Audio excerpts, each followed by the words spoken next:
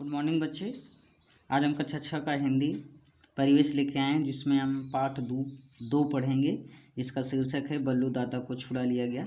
ये पहले भी आप थोड़ा सा पढ़ चुके हैं, लेकिन आज स्टार्ट करते हैं और समाप्त भी कर देते हैं। इस कहानी का मुख्य पात्र बल्लू दादा एक हाथी है। जंगल के जानवर जब काम पर जाते थे तब बल्लू दादा उनके बच्चों का बहुत ख्याल रखता था। दिन भर सब बच्चे बल्लू दादा के साथ खेलते रहते थे और शाम को अपने घर चले जाते थे। एक बार बल्लू दादा को कुछ शिकारी पकड़ कर ले गए। पहले तो सभी जानवर बहुत परेशान हुए, लेकिन फिर उन्होंने बुद्धि से काम लिया।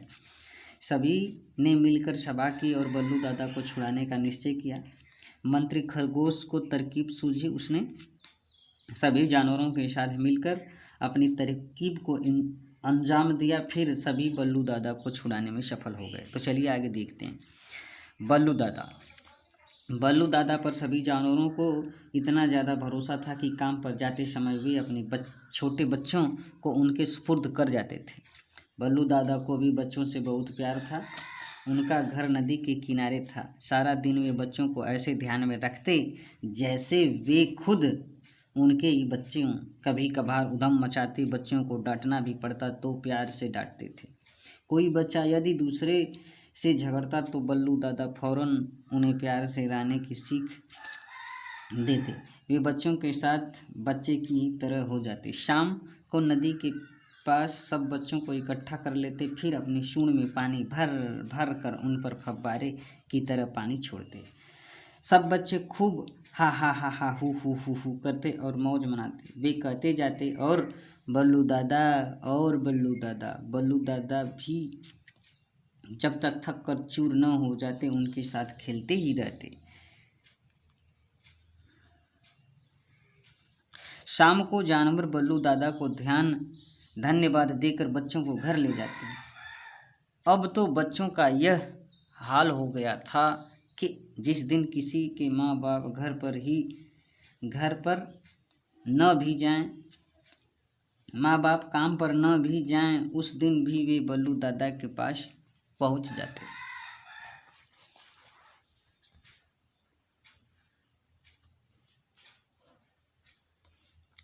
जंगल में नदी के किनारे बसा हुआ जानवरों का यह छोटा सा कस्बा बहुत ही सुखी था। जानवरों के इस सुखी कस्बे में पेड़ों पर रहने वाले पक्षी भी सम्मिलित थे। खरगोश को उसकी सूझबूझ के कारण पशु पक्षियों का मंत्री बनाया गया था। खरगोश ही उन पशु पक्षियों का मंत्री था। एक शाम जब बल्लू दादा बच्चों को सूंड में पानी भर भर कर नहला रहे थे तो वहाँ कुछ शिकारी आए। बच्चे तो डर कर इधर उधर दुबक गए, छिप गए, पर वे बल्लू दादा को पकड़ कर ले गए। जब जानवर काम से लौटे तो बच्चों ने बल्लू दादा के बारे में सारी कहानी कह सुनाई। सारे जानवर बहुत उदास हो गए। उन्हें शिकारियों पर क्रोध भी बहुत आया। सभी जानवरों ने तुरंत बरगद के विशाल पेड़ के नीचे सभा की। सभी इस बात पर सहमत थे कि बल्लू दादा को किसी भी कीमत पर छुड़ाना है।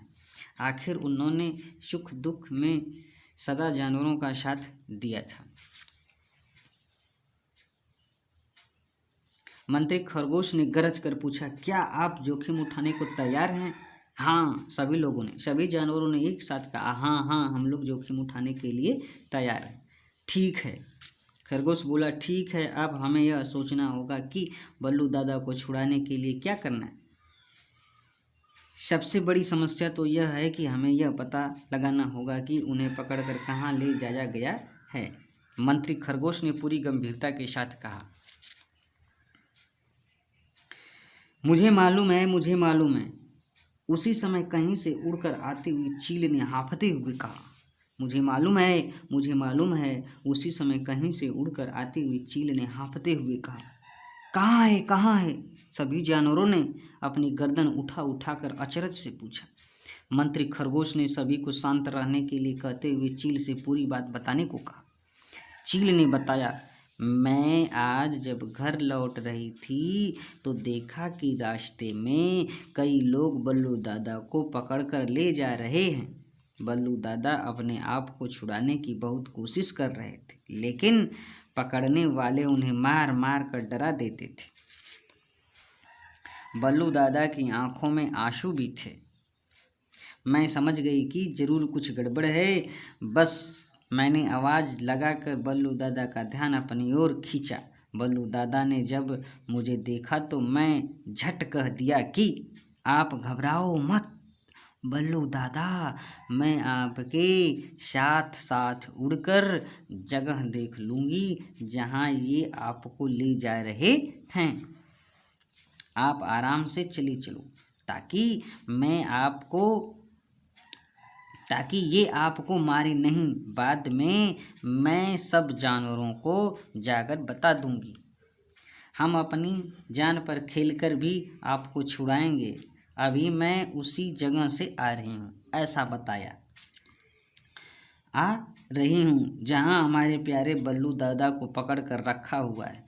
वे हमारा इंतज़ार कर रहे हैं।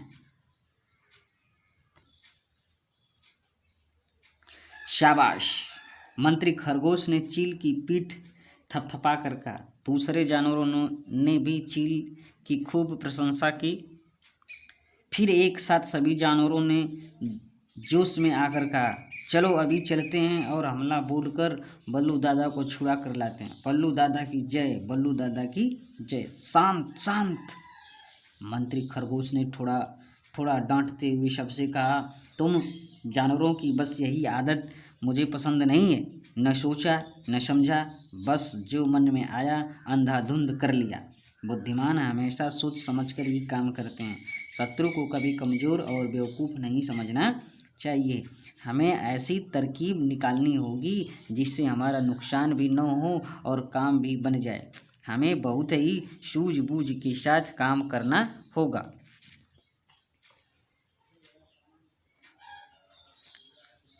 तो हम क्या करें? हमारे बल्लू दादा पर न जाने वहाँ क्या बीत रही होगी। जल्दी से बताओ, हम क्या करें? हम हाथ पर हाथ धरकर तो नहीं बैठ सकते। सभी जानवरों ने मंत्री खरगोश से कहा। आप लोग आज की रात इस समस्या पर सोचें, मैं भी सोचूंगा। अब तुम सब अपने अपने घर जाओ। कल सुबह हम सब फिर उसी जगह मिलेंगे। तभी बल्लू दादा को छुड़ाने की तरकीब तय की जाएगी। खरगोश ने निर्णय सुनाते हुए कहा। वाह वाह, क्या बात कही है मंत्री जी। क्या हमें रात भर चैन आ सकेगा? और हमारे बल्लू दादा को रात भर जो कष्ट सहना पड़ेगा उसका क्या होगा? मेरी राय में तो हमें अभी चलना चाहिए। हीनू, बंदर ने अपनी हाथ हिला हिला करके कहा। हाँ हाँ, सभी जानवरों ने हीनू बंदर की तरह ही अपने हाथ हिला हिला करके कहा। देखो, मुझे गलत मत समझो। मुझे बल्लू दादा की कम चिंता नहीं है। हर काम का एक तरीका होता है। मैं फिर यही कहूँगा कि पहले कुछ सोचो समझो तभी कुछ कदम उठाओ। मुझे भी सोचने दो, आखिर मैं तुम्हारा मंत्री हूँ। खरगोश ने ऐसा कहा। सभी जानवरों को मंत्री खरगोश की बात माननी पड़ी। सभी भारी मन से अपने अपने घरों की ओर चले गए।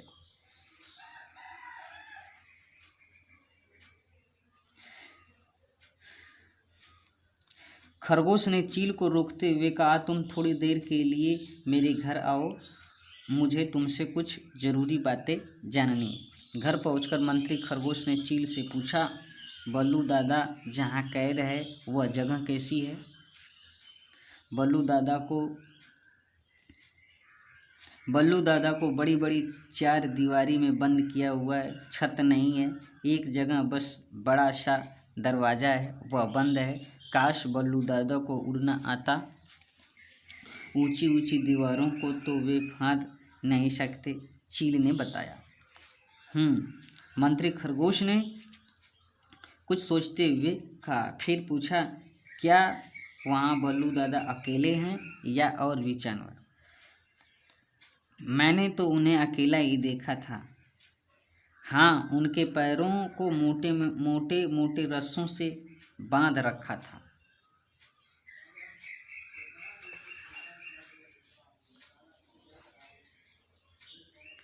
अच्छा ठीक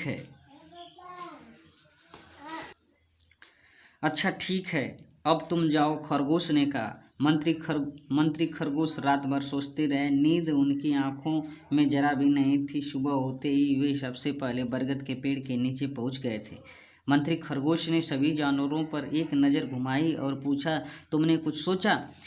सभी जानवर चुपचाप बैठे रहे। उनके चेहरे से यह लग रहा था कि वे रात भर नहीं सोए हैं, लेकिन यह भी लग रहा था कि उन्हें कुछ सूझा नहीं था। तभी खरगोश ने थोड़ी दृढ़ता के साथ कहा, मुझे एक तरकीब सूझ गई है। क्या?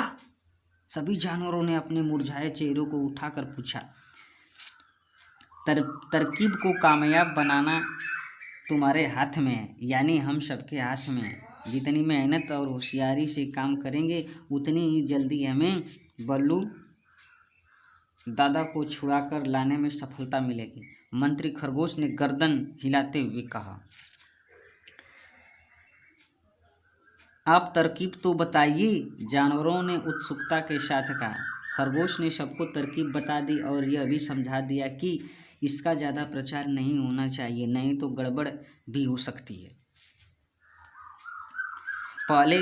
सबसे पहले मंत्री खरगोश चील को लेकर उस जगह गए जहां बल्लू दादा कह रहे थे। मंत्री खरगोश के लिए तो अंदर जाना मुश्किल था, लेकिन चील दीवारों के ऊपर से उड़कर अंदर पहुंच गई। उसने बल्लू दादा के कान में पूरी तरकीब बता दी। तरकीब सुनकर बल्लू दादा का उदास चेहरा खिल उठा। उन्होंने खरगोश की खूब सूझबूझ की खूब सराहना की।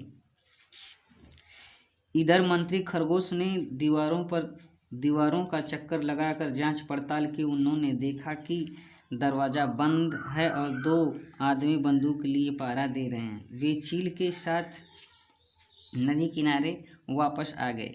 शाम होते ही बहुत से चूहों को लेकर मंत्री खरगोश फिर वहां पहुंच गए। उन्होंने चूहों से कहा कि दीवारों के नीचे से सुरंग बना डालें ताकि अंदर जाने का रास्ता हो जाए। सभी चूहे मन लगाकर इस काम में जुट गए और देखते बहुत से बिल खोदकर सुरंगें बना डाली।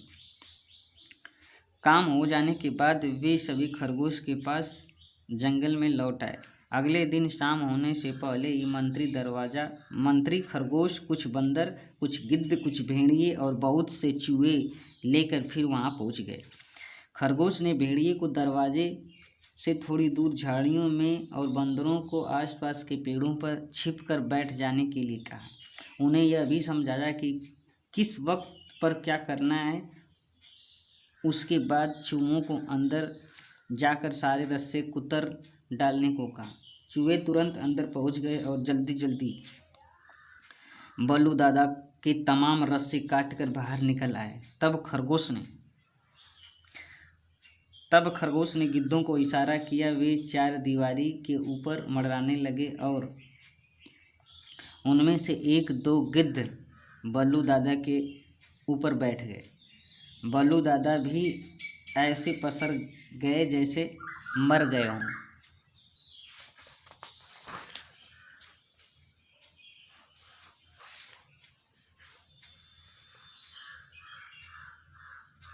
जैसे ही दरवाजे पर खड़े पहरेदारों ने आकाश में गिद्धों को मंडराते हुए देखा तो वे असमंजस में पड़ गए कि गिद्ध तो लाश पर ही मंडराते हैं। उनमें से एक ने दरवाजे में बने सुराख में से देखा तो पाया कि हाथी मरा पड़ा है। उसने तुरंत दूसरे को बताया। दूसरे ने भी देखा कि हाथी पर गिद्ध भी बैठे हैं। वे दोनों ही घबरा गए। वे भागे पास ही के बंगले में गए और अपने मालिक को बताया कि हाथी मर गया है। मालिक तुरंत उसके साथ वहां आ पहुंचा। उसने भी सुराख से झांका तो उसे यकीन हो गया कि हाथी मर गया है। मालिक ने तुरंत दरवाज़ा खुलवाया। फिर वे तीनों अंदर गए। पेड़ पर बैठे बंदर ने आवाज़ निकाली। बल्लू दादा समझ गए कि दरवाज़ा खुल गया है। उन्होंने धीरे धीरे अधमुंडी आँखों से देखा कि तीनों आदमी कुछ बातों में लीन हैं। वे चुपचाप उठे और खुले हुए दरवाजे से बाहर निकलकर जंगल की ओर भागे। हक्के बक्के आदमी बंदूकें तान कर उनकी ओर लपके, लेकिन तभी भेड़ियों ने अपनी पिछली टांगों से मिट्टी उछाल उछाल कर बगुला बना दिया, बेवकूफ़ बना दिया। आदमी अपनी आंखें ही मलते रह गए। बंदरों ने मौका देखकर उनकी बंदूकें छीनकर पेड़ों की सबसे ऊंची टहनियों में छिपा दी। जब मंत्री खरगोश को यह विश्वास हो गया कि अब बल्लू दादा जंगल में पहुंच गए होंगे, तो उन्होंने इशारा किया। सभी जानवर होशियारी के साथ अंधेरे में दुबकते दुबकते नदी के किनारे पहुंच गए। बल्लू दादा को फिर से अपने बीच देखकर सभी जानवर बहुत खुश थे। बच्चे उन्हें छोड़ते ही न थे। मंत्री खरगोश की सूझबूझ की भी सबने खूब प्रशंसा की। बाद में खरगोश के कहने पर उसी रात उन्होंने अपना डेरा भी बदल लिया। जब सब मंत्री खरगोश की प्रशंसा कर रहे थे तो खरगोश ने बस इतना ही कहा, हम सब यदि इसी तरह मिलजुल कर रहें और मुसीबत में सूझबूझ के साथ काम करते रहें तो हमारा कोई कुछ भी नहीं बिगाड़ सकेगा। तो सच बात है बच्चे, ये दिव्य रमेश द्वारा लिखी गई जो कहानी है ये सूझबूझ पर ही आधारित है। हमें भी कोई काम सूझबूझ के साथ ही करना चाहिए। तो ये चैप्टर यहीं पे समाप्त हो रहा है। तो फिर अगले चैप्टर में मिलेंगे। तो नमस्कार।